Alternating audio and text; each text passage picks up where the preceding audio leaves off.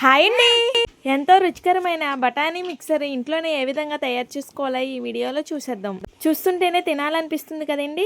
Evening snack ఐటమ్గా తింటే wow super ఉంటుంది. మా బొడ్డదైతే చేసేస్తుందండి.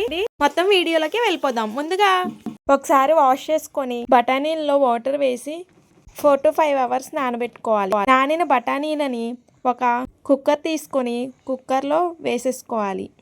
1 గ్లాస్ ఆఫ్ బఠానీకి 3 to 4 glasses వాటర్ని అయితే యాడ్ చేసుకోవాలి. మెజర్మెంట్ తెలియకపోతే 1 inch ఫింగర్ మెజర్ చేసుకొని వాటర్ని యాడ్ చేసుకోవాలి. స్టవ్ వెలిగించుకొని స్టవ్ పై కుక్కర్ని పెట్టాలి. విజిల్ని పెట్టుకోవాలి. 7 to 10 విజిల్స్ వచ్చేంత వరకు విజిల్స్ వేపించుకోవాలి.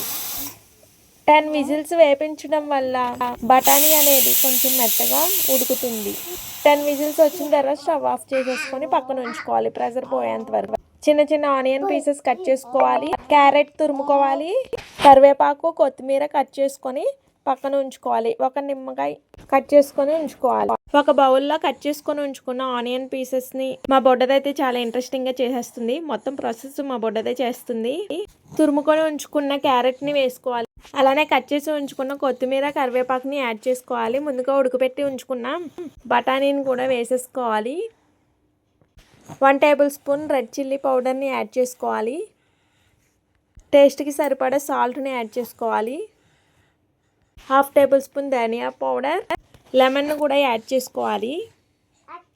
మా పాప చూడండి ఎంత ఫాస్ట్గా చేసేస్తుందో. 1 tablespoon గరం మసాలాని యాడ్ చేసుకోవాలి. గరం మసాలా తక్కువే యాడ్ చేశానండి నేనైతే. అంతేనండి, వీటి అన్నిటిని మిక్స్ చేసుకోవడమే. ఎంతో ఈజీగా సింపుల్గా చాలా టేస్టీ అయిన బఠానీ మిక్సర్ అండి. ఒక్కసారి తిన్నారంటే మరలా తినాలనిపిస్తుంది. చూస్తున్నారు కదండి, మా బొడ్డదే చేసేస్తుంది మొత్తం ప్రాసెస్. మా వీడియో నచ్చినట్లయితే లైక్ చేయండి, షేర్ చేయండి, సబ్స్క్రైబ్ చేయండి. ఈ రెసిపీని మీరు కూడా ట్రై చేయండి. టేస్ట్ అయితే ఆసమ్గా ఉందండి.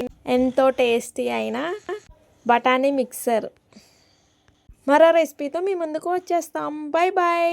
Thank you for watching. Bye bye. Please do like, share and subscribe.